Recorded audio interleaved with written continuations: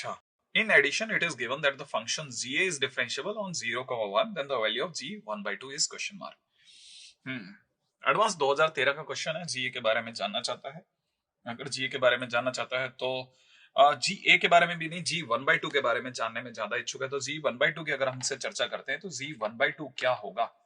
जी 1/2 अगर देखा जाए तो बस कुछ नहीं, अपनी तरह से लिमिट चल रही है, limit h tends to 0 plus, ठीक है ना। और लिमिट हमारी h से लेकर के 1 माइनस h तक है, t टू द पावर में माइनस का 1/2 है और 1 minus t to the power 1/2 minus 1 है, इसका मतलब माइनस का 1/2 है, सही है।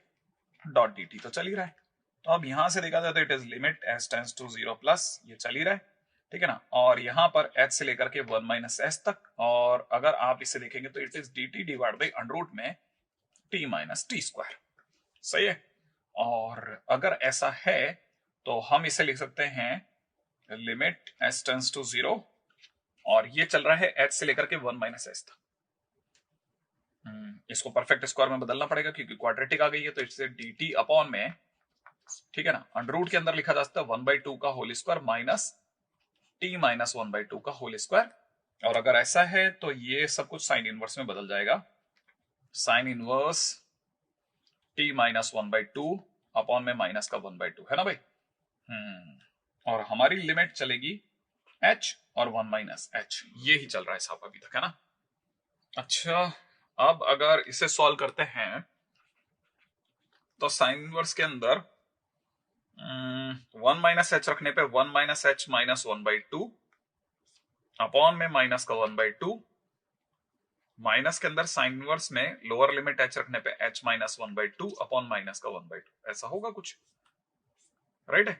और अगर ऐसा है तो 1 माइनस 1/2 इज 1/2, तो माइनस h प्लस का 1/2, ऐसा चला है, ठीक है भाई।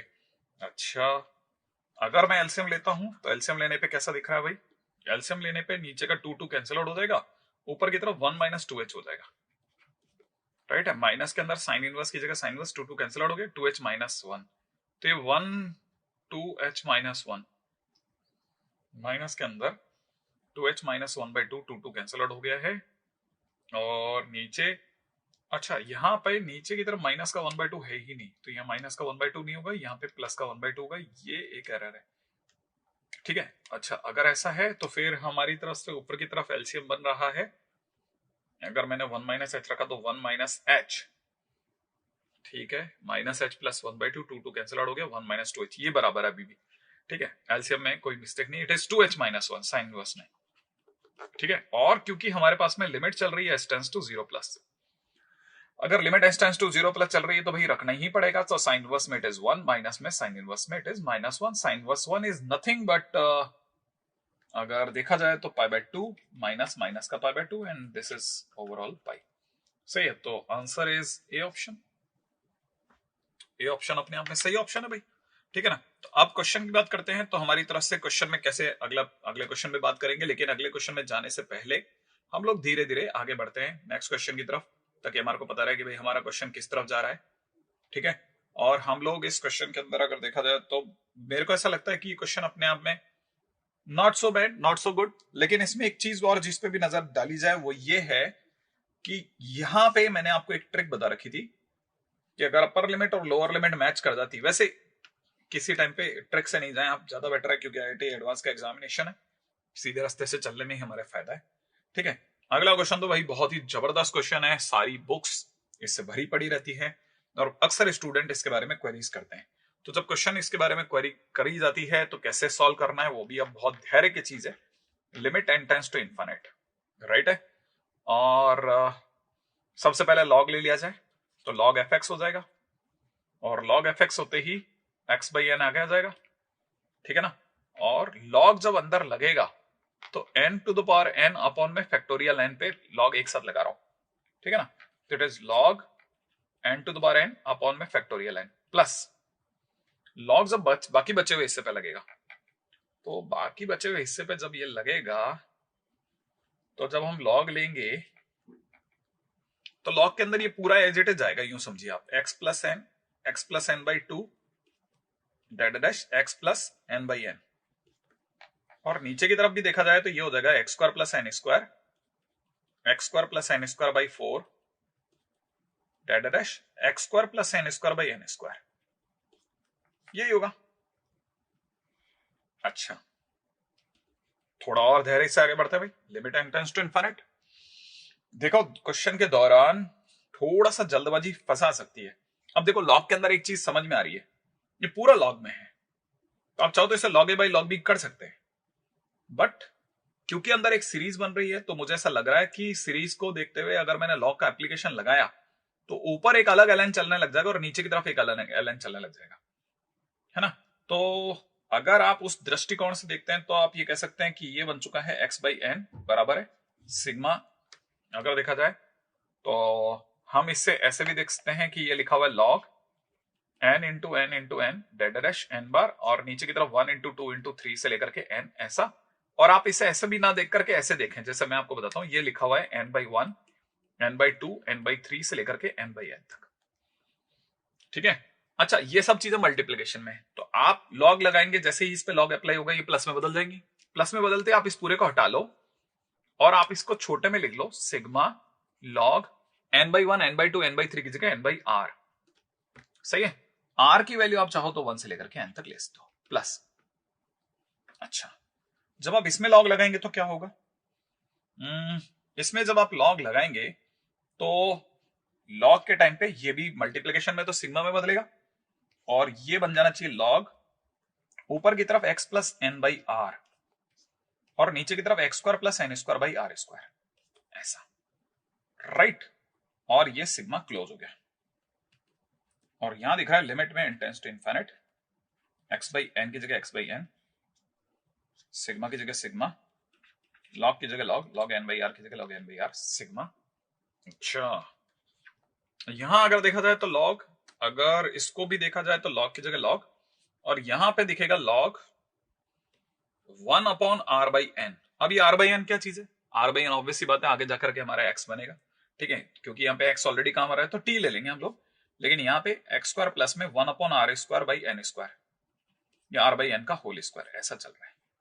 ये सब इज इक्वल टू में लिमिट में चल रहा है N tends to infinite, X by N की जगह एक्स बाई एन, ठीक है, और यहां सिग्मा के अंदर चल रहा है log 1 upon R by N plus sigma की जगह सिग्मा। अब ये सब कुछ मुझे दिख रहा है लॉग के अंदर x प्लस टी अपॉन में x square plus t square की फॉर्म में।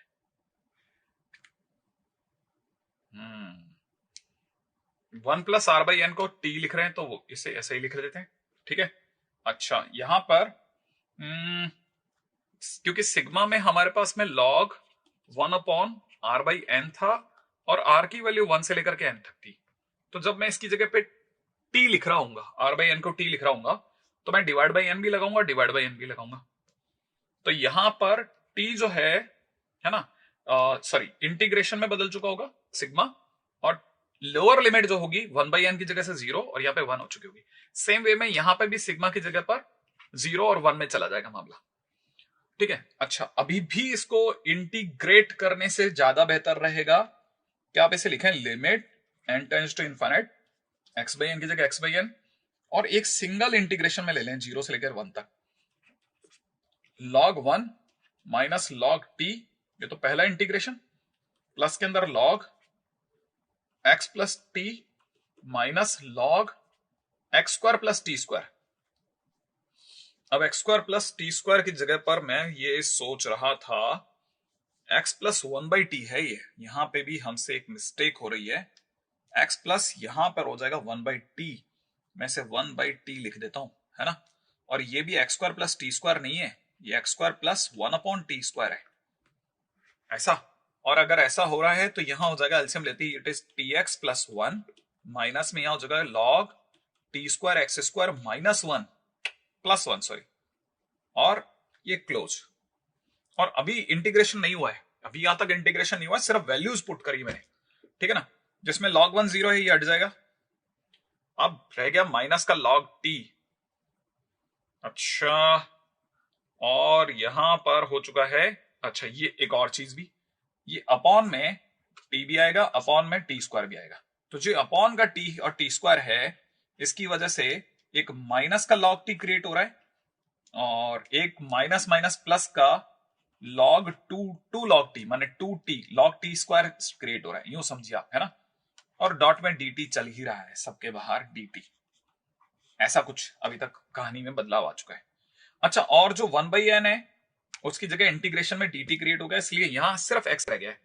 सही है। अच्छा, तो यहां पे भी अगर देखा जाए तो सिर्फ x रह चुका है, पीछे की तरफ dt और यहां पे भी dt लग चुका है। अब धीरे धीरे हमने चीजों को एक लार्ज पिक्चर की तरफ देखना चालू करा। log 1 कट गया, log t और log t माइनस का log t और ये 2 log t पूरा साफ हो गया। तो फाइनली अगर देखा जाए तो अब हमारे पास में केस क्या क्या रह गया है। हमारे पास में रह गया log tx प्लस 1 और log में रह गया t square x square plus 1 ऐसा। और लिमिट हमारी अभी भी n tends to infinite, x की जगह x चल रहा है। और थोड़ी सी देर के लिए tx को कुछ मान लेते हैं, जैसे tx को मैं सोच रहा हूं z मान लिया जाए। अगर मैंने tx को थोड़ी सी देर के लिए z मान लिया तो जो कुछ भी बचा है वो इंटीग्रेशन में 0 से 1 तक log z प्लस 1 बचा है और माइनस में log z स्क्वायर प्लस 1 बचा है। और क्योंकि tx को z माना है तो इसका मतलब ये कि जब मैं इसको लिखूंगा तो tx की जगह पे सीधा dz लगेगा। ठीक है। अच्छा, यहां x काम में आ गया है तो पूरी तरह से dz कवर में चला गया पूरा। ये जो कुछ भी चल रहा है ये log fx चल रहा है। आई एक्सपेक्ट कि यहां तक ये चीजें भी क्लियर होगी, क्योंकि tx को अगर मैंने ऐसा माना तो x साइलेंट t का dt और dz, तो मतलब मुझे किस किस को उठाना पड़ गया, x को और dt को हटा करके इनकी जगह पे dz लगाना पड़ गया, इसलिए वो हट गया। राइट। अच्छा, अभी भी मैं इसमें एक और चेंज करना चाहूंगा, वो ये कि इसे लिखना चाहूंगा log ब्रैकेट में कितना z plus 1 upon z square plus 1 dot dz, छोटा करके मैं ऐसा लिख सकता हूं। ठीक है ना। अच्छा, अगर मैंने ऐसा लिखा तो मेरे पास में fx इज इक्वल टू आ जाएगा, fx इज इक्वल टू आ चुका है क्योंकि मैंने limit n tends to infinite apply कर दिया है, इंटीग्रेशन में लगा चुका हूं, तो इसलिए लिमिट भी यहां से हट चुकी है, मैं लिमिट को कैरी फॉरवर्ड नहीं कर पाऊंगा और ये सिर्फ log fx रह गया और fx बराबर हो गया e टू द पावर में इंटीग्रेशन फ्रॉम 0 टू 1 log के अंदर कितना z plus 1 upon z square plus 1 dot dz। चलो, ये भी हमारी तरफ से काफी हद तक काम हो गया। अभी इसमें भी एक और पॉइंट है, हम tx को अगर z मानेंगे तो x z की टर्म में आ रहा है, इसीलिए यहां एक समझदारी ये भी करी जा सकती है कि आप पूरी कहानी में कहीं z की एंट्री मत कराओ, आप tx की जगह x भी ले सकते हो। अगर आपने tx की जगह x ले लिया तो ये dx रह जाएगा, सिर्फ एक वेरिएबल को दूसरे वेरिएबल से सपोर्ट मिल सकता है। और अगर ऐसा हो गया तो आपके लिए कहानी में भी z स्क्वायर ना आकर के x प्लस 1 और x स्क्वायर प्लस 1 और यहां पे dx रह जाएगा, and that is not at all making any difference. Property 1 में आप जिससे मर्जी आप उसको रिप्लेस कर सकते हैं। तो x plus 1 x square plus 1 dot dx हो चुका होगा और ये फंक्शन x का x की टर्म में ही रह गया। अब हमारे पास में ये कहानी आ चुकी है ऑलमोस्ट।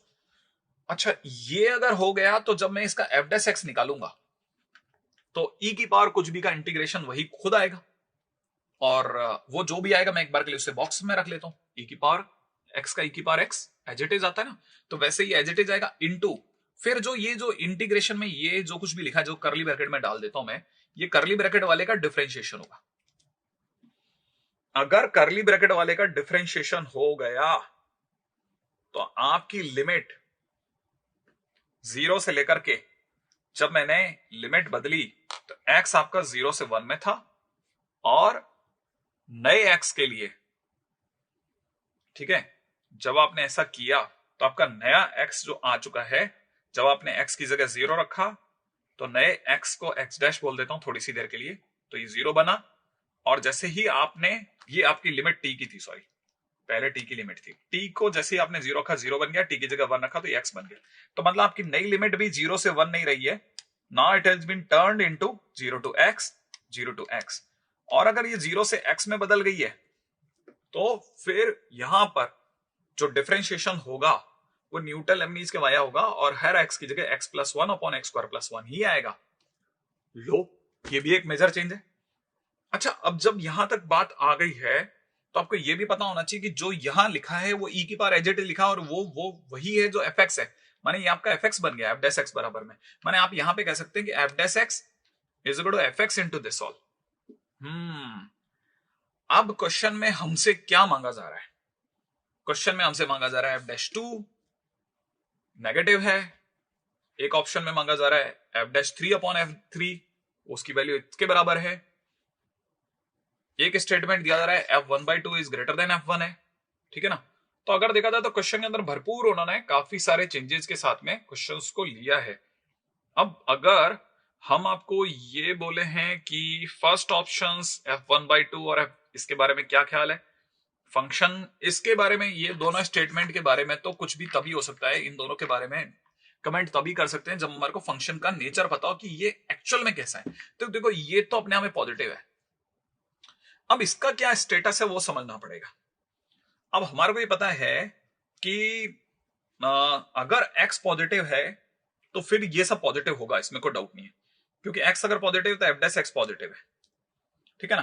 तो पहला जो समझ में आता है कि अगर अब इस बात को अपन पीछे लिख लेते हैं, ठीक है ना।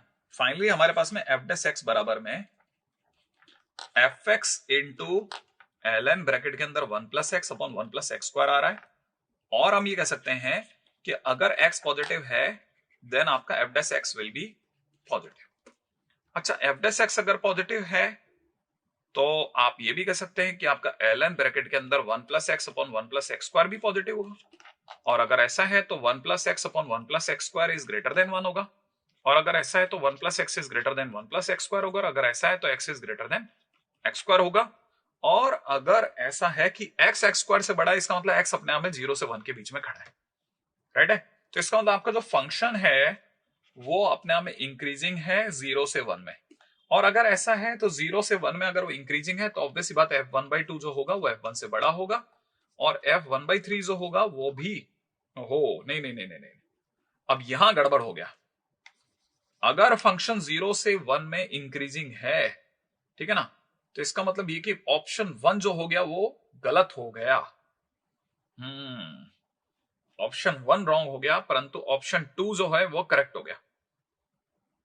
ऑप्शन 2 करेक्ट हो चुका है, क्यों? क्योंकि अगर फंक्शन इंक्रीजिंग है तो वैल्यू बढ़ने पर वो बढ़ेगा, सही है। तो इसका मतलब आप ये कह सकते हो कि f1/2 जो होगा वो ऑब्वियस ही बात है छोटा होगा f1 से, क्योंकि फंक्शन इंक्रीजिंग है तो वैल्यू बढ़ने पे बढ़ना चाहिए, तो ये होना चाहिए था, जबकि ये तो उल्टा कह रहा है, तो ये ऑप्शन ए तो रॉन्ग हो गया।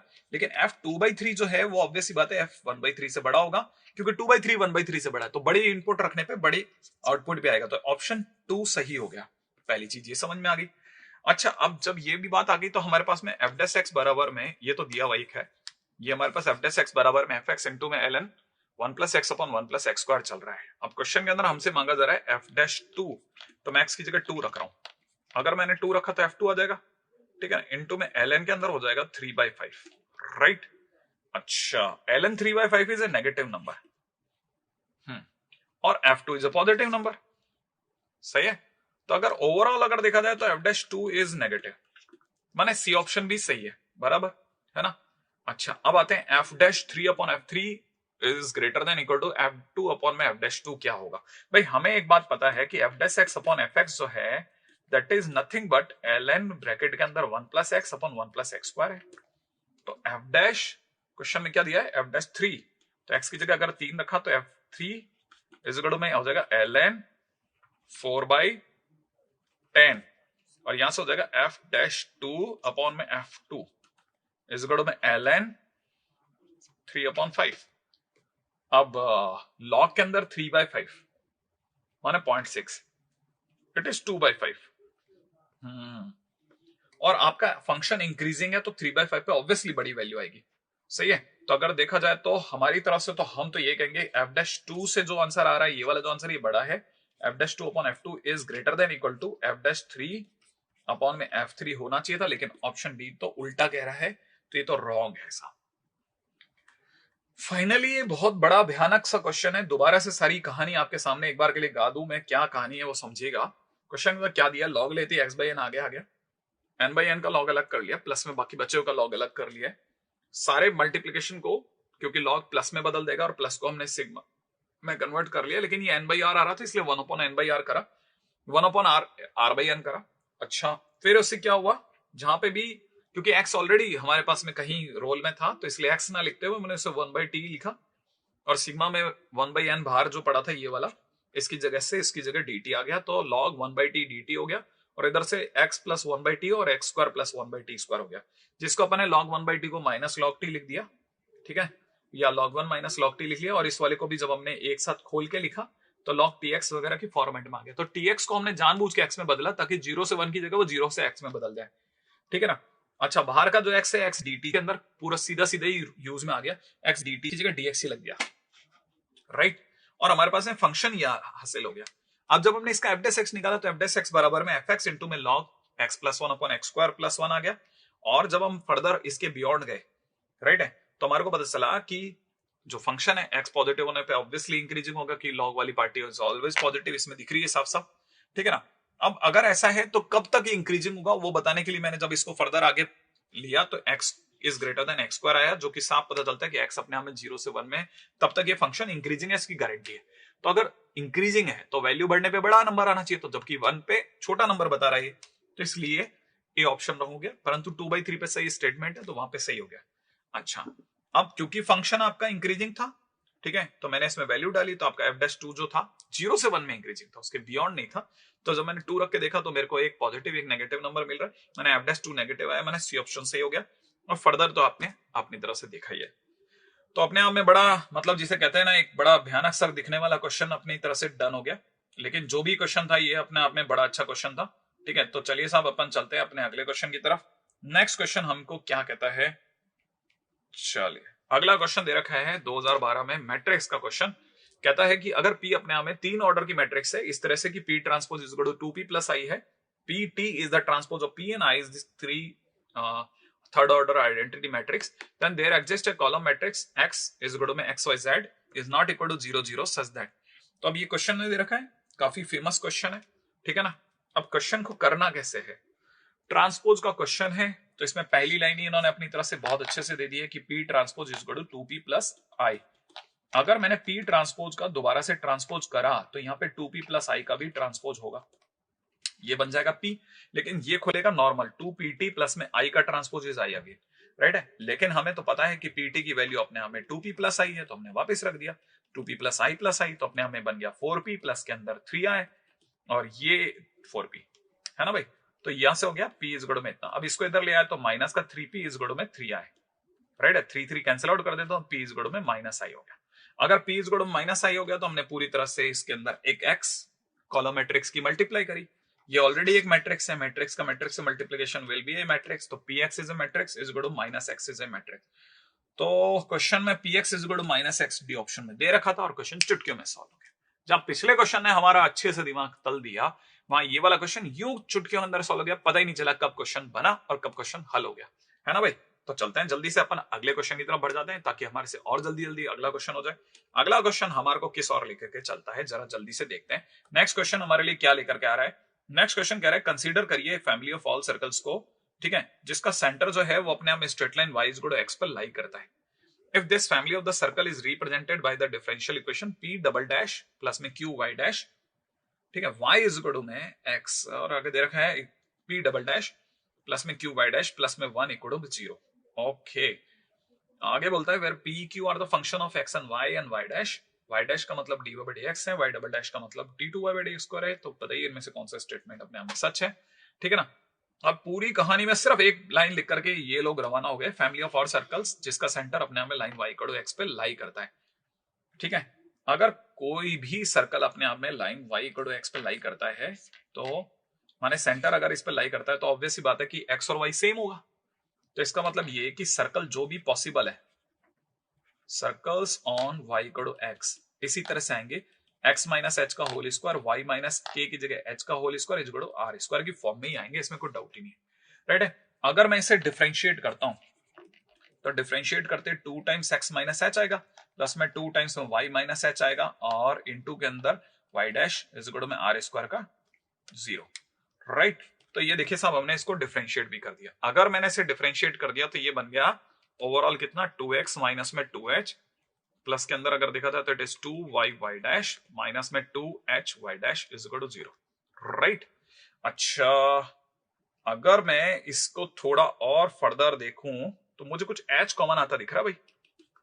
2 2 तो हटा ही लेते हैं अपन अपनी तरह से, 2 को क्यों कैरी करें। तो अगर मैंने h कॉमन ले लिया तो h के कॉमन लेते ही ये मुझे माइनस h कॉमन लेते ही क्या दिखा रहा है भाई, माइनस h कॉमन लेते ही मुझे दिख रहा है 1 plus y dash is equal to में x plus y y dash, ऐसा। इसका मतलब ये कि मैं अगर सबको उस साइड लेके जाता हूं, और सॉरी ये तो प्लस का ही हो जाएगा अगर मैं सबको उस साइड ले गया तो h की वैल्यू फाइनली जो मेरे पास आ रही है x इंटू में y y dash, x plus y y dash upon में 1 प्लस वाई डैश, ये अपना h आया, राइट। अच्छा, तो ये अपना h आ गया। अब क्वेश्चन है हमारे को और फर्दर आगे उलझाने के लिए कुछ दे रखा है क्या, family of circle represented by the differential equation p double dash, इसको दोबारा से डिफरेंशिएट करना पड़ेगा, है ना। अगर मैं दोबारा से डिफरेंशिएट करता हूं, ठीक है ना, तो मैं इस लाइन से डिफरेंशिएशन करना चाहूंगा। x का डिफरेंशिएशन इज 1, माइनस h का इज 0, ठीक है, प्लस में y बाय डैश का y डबल डैश प्लस में y डैश का होल स्क्वायर माइनस में h into y double dash is equal to 0, right. Okay, इस पूरी कहानी में h के नाम पे तो कुछ भी नहीं सिवाय इसके, है ना, तो ठीक है कोई बात नहीं। अगर मैं y डबल डैश कॉमन ले लेता हूं तो अंदर ही अंदर बच रहा है 1 माइनस h प्लस में y डैश का whole square plus 1 equal to 0, ऐसा कुछ दिख रहा है। अब देखिए इसमें क्या y डबल डैश तो सही है, 1 माइनस h की जगह अपन अपनी वैल्यू रख देते हैं x plus y dash upon में 1 प्लस वाई डैश, और प्लस में यहां दे रखा है y डैश का होल स्क्वायर प्लस 1 बराबर 0। अब थोड़ा सा मामला इसलिए थोड़ा बढ़ रहा है क्योंकि ये हमसे चाह रहा है p के बारे में पता करना, और p अपने आप में y डबल डैश का कोफिशिएंट है, और p अगर अपने आप में y डबल डैश का कोफिशिएंट है तो y डबल डैश और y डैश को डिफरेंट करना पड़ेगा, अलग अलग लेके जाना पड़ेगा ना। तो मैं आपके सामने y डबल डैश के अंदर जो लिखा है वो है 1 प्लस वाई डैश माइनस में x प्लस में वाई वाई डैश, ऐसा लिख देता हूं, और प्लस में यहां हो चुका है y डैश का होल स्क्वायर और प्लस में y डैश का होल क्यूब और प्लस में 1 plus y dash is equal to 0, right. अच्छा, अब प्योर y डैश की, सिर्फ y डैश की चर्चा करेंगे अपन, सिर्फ y डैश की चर्चा करेंगे और कहीं किसी की चर्चा नहीं करेंगे, राइट है। अब पूरी कहानी में अगर हमें y डबल डैश कहीं मिल जाए एक और तो काम बन जाएगा। अगर y डबल डैश का y भी तो आना चाहिए था, ये y माइनस एच है, और अगर ये y माइनस एच है तो यहाँ पे y है, और यहाँ पे y होते ही ये अपने आप बन गया y प्लस वाई डैश, ओहो y plus y y dash. तो देखो अब हमने सिर्फ y डैश को अलग करा, y डबल डैश को अलग करते ही y माइनस एक्स अलग हो गया, और y डैश को अलग करते ही क्या क्या हो रहा है वो बता देता हूं आपको, 2y वाई डैश, एक तो 2y अलग हो गया, पहले तो ये क्लियर कर दो, और y डैश के नाम पे एक प्लस का y डैश अलग हो गया, और एक y डैश का होल स्क्वायर अलग हो गया, सही है। अच्छा, और 2 ही अलग हुआ है या 1 अलग हुआ है? अच्छा, एक y डैश और भी है मार्केट के अंदर, तो अगर इसको देखा जाए तो एक y डैश के कारण से यहां पे आ सकता है प्लस का 1, ठीक है। तो फाइनली अगर देखा जाए तो ये कुछ हमारे पास में जो y डैश के नाम पे अलग हो रहा है वो हो रहा है 1 प्लस y डैश प्लस में y डैश का होल स्क्वायर, यही अलग हो रहा है। y डैश का होल क्यूब हो गया, y डैश का होल स्क्वायर हो रहा है, और एक y डैश हो रहा है। ये सब यहां तक का क्लियर हो गया सी, ठीक है ना। अच्छा, तब तक एक चीज और क्लियर हो जाए कि ये खुलेगा तो ये माइनस का बनेगा, है ना। तो यहां से हो जाएगा x plus x minus y y dash, तो ये वाई वाई डैश तो कैंसिल आउट हो गया, ठीक है। और जो बाकी बचा हुआ था प्लस का 1 इक्वल टू 0, ये यहां तक की चीजें अलग हो गई हैं। इसका मतलब ये कि ये जो साथ खड़ा है ये अपने आप में p है, p इंटू में y डबल डैश, और ये जो कुछ खड़ा है ये अपने आप में q है, और q into y dash plus 1 बराबर 0 हो गया। तो इसका मतलब अगर किसी ने पूछा p क्या चीज है, p अपने आप में y माइनस एक्स है, मैंने b ऑप्शन अपने आप में सही है। बहुत क्रिटिकली देखना पड़ रहा है। और अगर किसी ने पूछा p प्लस क्यू क्या चीज है, तो ये सारी चीजें जोड़ लो। तो एक तो 1 है, हाँ है, एक माइनस का x है, हाँ है, एक y है, हाँ है, एक y डैश है, हाँ, और एक y डैश का स्क्वायर है। माने सी ऑप्शन भी अपने आप में सही है, सी ऑप्शन भी अपने आप में सही है, बी ऑप्शन भी अपने आप में सही है, और ओवरऑल अगर देखा जाए तो मतलब क्वेश्चन अपने आप में बड़ा जबरदस्त था। मैंने उम्मीद नहीं करी थी कि ये क्वेश्चन इतनी दूर तक मेरे को खींच के लेके जाएगा, लेकिन हाँ ठीक है, चलो ये क्वेश्चन कहीं ना कहीं देखा हुआ था पुराना, तो थोड़ा ऐसा आईटी को लेकर के आइडिया रहता ही है। कि आईआईटी जो है वो हल्का क्वेश्चन तो क्यों ही देगा, आईआईटी हर बार अच्छे अच्छे क्वेश्चन प्रोड्यूस करने वाला एक मशीनरी बन के रह गया। तो अगर देखा जाए अच्छे क्वेश्चंस की बात होनी थी और हो ही गई। चलिए अगला क्वेश्चन लेते हैं भाई। क्वेश्चन में दे रखा है C1 और C2 अपने आप में दो बायस्ड कॉइन है such that the probability of getting head on a single toss are 2/3 and 1/3 respectively. Getting head, अच्छा C1 पर अगर देखा जाए तो हेड लाने की प्रोबेबिलिटी 2/3 है। C1 पर probability of head is equal to 2/3, इसका मतलब probability of tail is equal to 1/3। C2 की अगर हम लोग बात करते हैं तो probability of head is 1/3 and probability of tail is 2/3, ऐसा ही ना, probability of tail is 2/3। Okay, अब क्वेश्चन क्या कहता है, suppose alpha is the number of heads that appear on C1 toss twice independently and suppose beta is the number of head appears on C2 toss twice independently, then the probability of the root of the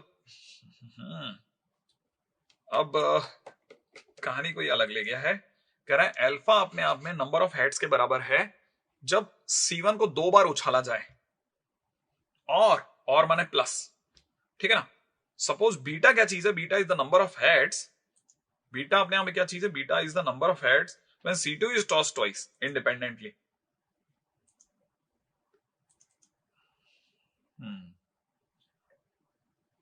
दोनों ही उसको 2 बार उछाला गया है। Then the probability that the roots of the quadratic equation x square minus alpha plus beta equal to 0. अब यहां क्या है, कहानी में रूट्स को ले आया, roots of x square minus alpha x plus beta equal to 0 are real दे रखा है इसने, रियल एंड इक्वल। और अगर ऐसा है तो d बराबर 0 होगा, और d बराबर 0 होगा तो alpha square is equal to 4 beta हो गया। अब कब कब alpha square is equal to 4 beta हो सकता है वो सोचना पड़ेगा। अल्फा और बीटा एक तो 0 0 पे होता है, जब अल्फा 0 हो जाए और बीटा 0 हो जाए, अल्फा भी 0 बीटा भी 0 और बीटा भी 0 हो जाए। और कब हो सकता है, जब alpha square is equal to 4 beta हो जाए, तो alpha square is equal to 4 beta तब होता है जब अल्फा इज इक्वल टू 2 हो जाए और बीटा इज इक्वल टू 1 हो जाए।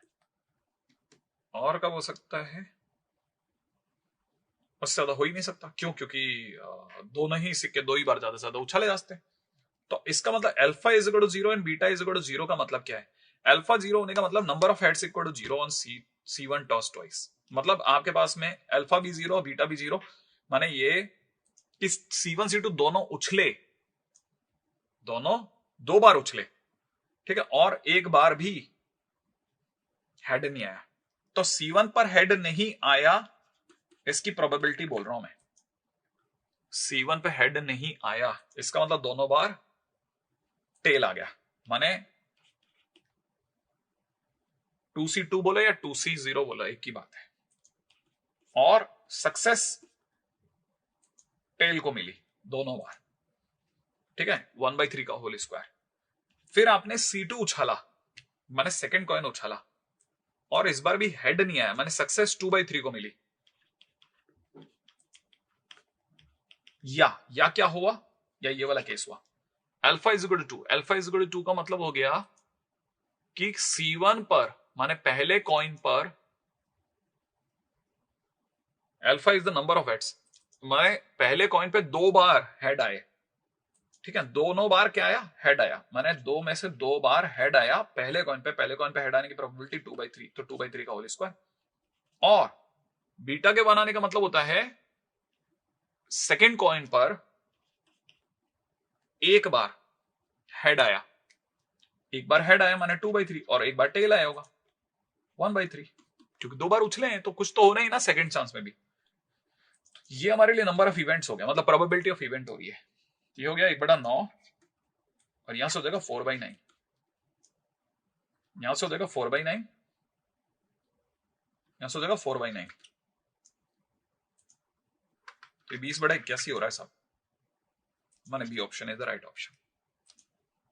तो मैं आपको यही कह सकता हूं कि ये क्वेश्चन जो है वो तो अपने आप में ऐसा कोई बहुत जबरदस्त सा तो क्वेश्चन नहीं था, लेकिन हाँ अपने आप में अगर प्रेशर की बात करी जाए तो जो प्रेशर आईआईटी को देना चाहिए वो ऑब्वियसली दिख रहा है इसमें, ठीक है। तो मुझे ऐसा लगता है कि एक अच्छा क्वेश्चन है। अगले क्वेश्चन में खड़क से ना अगले क्वेश्चन में चर्चा करते हैं। अगला क्वेश्चन क्या कहता है, fx अपने आप में एक थ्राइस डिफरेंशिएबल फंक्शन इस तरह से कि f1 0 है, f3 की वैल्यू -4 है, f डैश x अपने आप में लेस देन 0 है, x की वैल्यू 1/2 से 3 के बीच में, fx is equal to x into fx है, x बिलोंग्स टू r के लिए इनमें से कौन सा वाला स्टेटमेंट सत्य है। तो साहब ऐसा है कि इनमें से कौन सा वाला स्टेटमेंट सही है जानने के लिए हमको fx बराबर में x इंटू fx को ले लेना चाहिए और फिर इनके लिए f डैश x की प्रक्रिया प्रारंभ करते हैं। x into F dash x plus में एफ एक्स हो जाएगा ना भाई, एफ डैश एक्स बराबर इतना हो जाएगा। अब क्वेश्चन के अंदर उसने एफ डैश वन मांगा है, आप भी x की जगह 1 रखेंगे तो एफ डैश वन बराबर में एफ डैश वन प्लस में एफ वन आ जाएगा और एफ वन की वैल्यू कितनी दे रखी है 0, तो ये तो यही 0 हो गया और एफ डैश वन 1/3 से 1/2 से 3 के बीच में 1 आता है, उस दौरान में एफ डैश वन नेगेटिव है। इसका मतलब ये कि आपका f डैश वन, क्योंकि ये नेगेटिव है इसलिए f डैश वन भी नेगेटिव होगा, इसका मतलब ये ऑप्शन सही हो गया। चलो पहला ऑप्शन तो बैठ गया। अब चलते हैं अपन दूसरा ऑप्शन की तरफ। f2 अपने आप में नेगेटिव होगा या नहीं होगा। f2 माने स्मॉल f2 ना, तो आपको पता होना चाहिए fx बराबर में x इंटू एफ एक्स है। अब आप इसमें x की जगह 2 डाल दो तो f2 इज इक्वल टू में 2f2 हो जाएगा। चलो 2f2 तो हो गया, लेकिन अब इस पे कैसे चर्चा करेंगे। हमको ये पता है कि एफ डैश एक्स अपने आप में नेगेटिव है 1/2 से 3 में, 2 भी इसके बीच में ही आता है, तो इसका मतलब फंक्शन अपने आप में डिक्रीजिंग है। और फंक्शन अगर डिक्रीजिंग है, ठीक है, तो हमको ये भी पता होना चाहिए कि बीच में कहीं 1 पड़ेगा, फिर 2 पड़ेगा और ऐसे आगे कहीं 3 भी पड़ेगा। तो 1 पर जब वैल्यू आएगी तो f2 आएगी, और सॉरी 2 पे जो वैल्यू आएगी f2 आएगी और 1 पे जो वैल्यू आएगी वो f1 आएगी। तो हम कह सकते हैं कि f2 जो है वो अपने आप में f1 से छोटा है क्योंकि डिक्रीजिंग फंक्शन है, लेकिन f1 तो 0 है, इसका मतलब f2 अपने आप में 0 से छोटा है, माने f2 नेगेटिव है, माने ये नेगेटिव है, इसका मतलब f2 ओवरऑल भी कैसा है, नेगेटिव, माने बी ऑप्शन भी सही बैठ गया। अब 1 से 3 के बीच में f डैश x कैसा है, माने अपन आप तीसरा डिपार्टमेंट खोल रहे हैं। एफ डैश एक्स कैसा है, तो f dash x is equal to हमने ऊपर निकाल के रखा है x f dash x plus में कितना एफ एक्स, ये हमने निकाला हुआ है। अच्छा अब हमें ये पता है कि हमारा 1 से 3 के बीच में एफ एक्स कैसा होगा। हमारा 1 से 3 के बीच में एफ एक्स अगर देखा जाए तो इन्होंने हमको कोई और हिंट करा है क्या। एफ एक्स अपने आप में, हाँ अब देखो यहां पे भी एक चीज पता चली, देखो जरा सोचो, हमारा एफ डैश एक्स नेगेटिव था कहां से कहां में, 1/2 से 3 के बीच में, डिक्रीजिंग फंक्शन था, बीच में कहीं पे 1 पड़ा और 1 से 3 में, चलो अब एक्स 1 से 3 में है तो इसके बीच का कोई भी नंबर उठा लो आप, उसको आप एफ एक्स नाम दे दो और यहां पे 1 पे जो वैल्यू है वो f1 है। आप खुलेआम कह सकते हैं कि आपका जो fx है वो f1 से छोटा होगा और f1 आपका 0 है, माने आपका fx नेगेटिव है, माने ये वाली पार्टी अपने आप में नेगेटिव डिक्लेयर हो गई। अच्छा f डैश x आपका ऑलरेडी नेगेटिव है, अच्छा x आपका पॉजिटिव है, तो इसका मतलब आपका f डैश x ओवरऑल कैसा है, नेगेटिव है। और अगर f डैश x नेगेटिव है तो ऑब्वियस सी बात है कि आपका f डैश x जो है वो इक्वल टू 0 तो नहीं है, इसका मतलब सी ऑप्शन सही बैठ गया 1 से 3। कितना फटाफट से क्वेश्चन हो गया। तो अब आप इसे पहचान सकते हैं कि क्वेश्चन क्या फटाफट से स्विफ्टली हो जाता है अगर आपने सही तरीके से सोच रखा है कि भाई क्वेश्चन को करने से पहले आपकी प्रैक्टिस अगर बहुत जबरदस्त है और आप में सीखने की थोड़ी सी भी इच्छा है तो आपको ये क्वेश्चन जो है बहुत अच्छे लगेंगे कि हाँ साहब बड़ा अच्छा क्वेश्चन आ रहा है, फटाफट से समझने समझाने लायक है ना। चलिए अगले क्वेश्चन की बात करें। अब अगले क्वेश्चन को देखिए, अगला क्वेश्चन क्या कहता है, let the function f r से आर में डिफाइंड है, एफ एक्स बराबर में दे रखा है x cube minus x square plus x minus one into sine x, let g r से आर में एक आर्बिट्ररी और फंक्शन दे रखा है, फंक्शन एफ जी जो है वो दोनों आर से आर में, एफ जी का प्रोडक्ट जो है वो आर से आर में डिफाइंड है, अपने आप में प्रोडक्ट फंक्शन इस तरह से कि एफ जी एक्स का मतलब एफ एक्स इंटू जी एक्स है, और इनमें से कौन सा वाला स्टेटमेंट अपने आप में सही है, कॉन्टिन्यूटी और डिफरेंशियबिलिटी 1 पे जांचना चाहते हैं। अब देखिए क्वेश्चन में दे रखा है कि gx अपने आप में 1 पे कॉन्टिन्यूस है या क्या है क्या नहीं। तो सबसे पहले अपन fx की बात कर लेते हैं, fx क्या चीज है, ठीक है ना। और hx fx अगर आ जाएगा तो fg को fg का बारे में बात कर लेते हैं, fg के डिफरेंशियबिलिटी के बारे में बात करना चाहते हैं। g अपने आप में कॉन्टिन्यूस है कि नहीं है, g अपने आप में एक आर्बिट्ररी फंक्शन दे रखा है और उससे ज्यादा कुछ नहीं दिया हुआ, मैंने जी के बारे में इन्होंने सिर्फ एक लाइन बोली और इससे तो कुछ नहीं बोला इन्होंने, ठीक है ना। तो अब जी को कैसे डील करना है उसके लिए एक काम करते हैं कि हम एफ इंटू जी के बारे में बात करते हैं। एफ इंटू जी को थोड़ी सी देर के लिए एच एक्स बोल लेता हूं।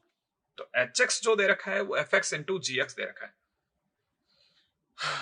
तो एफ एक्स इंटू जी एक्स का मतलब हो जाएगा एक्स क्यूब माइनस का एक्स स्क्वायर प्लस में दे रखा है एक्स माइनस वन इंटू में कितना sine x multiplied by g x. ये हमारा एच एक्स है। अब ये अगर हमारा एच एक्स है तो हमारे को देने वाले ने मांगा है एच डैश वन प्लस।